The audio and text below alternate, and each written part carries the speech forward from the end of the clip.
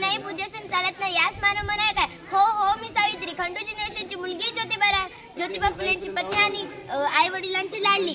9 वर्षांची झाली आणि फुले घराण्यात आली तेव्हा माझ्या शिक्षणाचा श्री गणेश झाला. माझी धनी ज्यांना मी शेठजी म्हणायची त्यांनी मला शिकवायला सुरुवात केली. माझा थत्तर कापत होता. या थत्तरणाऱ्या हाताने शेठजींनीच आधार दिला. या थत्तरणाऱ्या हाताने शेठजींनीच पकडलं आणि मला पाटीवर लिहायला सुरुवात केली. ह्यो हात कधी सोडला नाही बघा.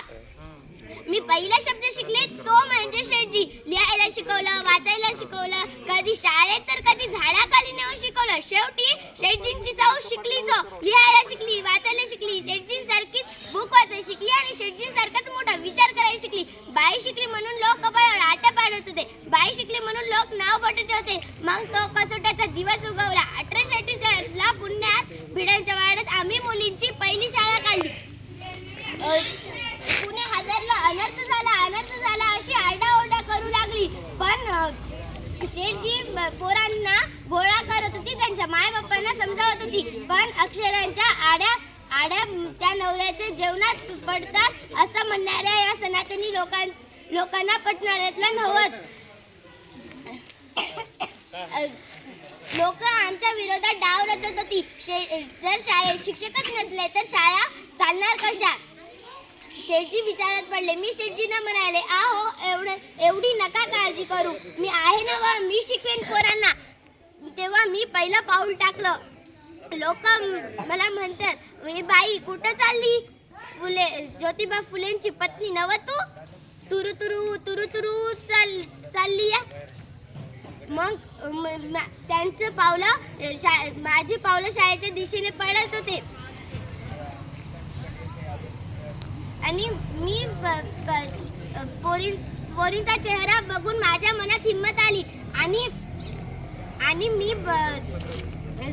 शाळेत जाताना कोणी माझ्यावर चिखल फेकायचा, कोणी माझ्यावर दगड फेकायचा, तर कोणी फिदी हसायचा.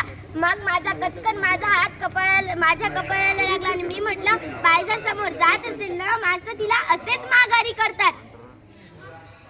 एक दिवस तर एक माणूस मला म्हटला, मग माग फिरायचं बाईला एवढा धीटपणा बरा नवा. माग फिरायचं नाहीतर तुझी अरबू शाबू ठेवायचं नाही, माग फिरायचं. मी मनात म्हटलं, अरे भावांनो तुमचं सगळं बाईच्या अरबू जवळ येऊन थांबतं का. आणि उचलला हात आणि दिला त्याचे थोबाडी. तेव्हापासून सगळ्यांवर माझा वचक बसला. आणि आम्ही 4 वर्षात 18 शाळा काढल्या, मुलींच्या 18 शाळा काढल्या. आणि त्यात तगावाल्या सुद्धा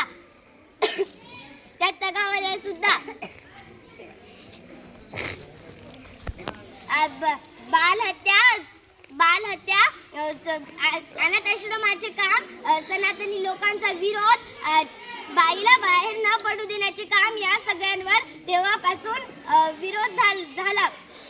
आणि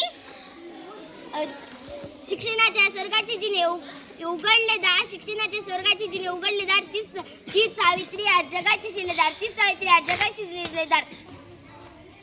ज्ञानाच्या विद्येला जिने दिली सावली ती सावित्री. धन्य ती सावित्री ज्योती माऊली. ती सावित्री ज्योती माऊली. म्हणून म्हणते, विद्येने मती केली, मती विना नीती केली, नीतीने शूद्र कसले एवढे अनर्थ एका अविद्येनेच केले बघा. जाता एवढं सांगते, मुलींना शिकवा, कारण शिक्षणामुळे मनुष्यत्व येते आणि पशुत्व जाते. येते बघा, लक्षात ठेवा.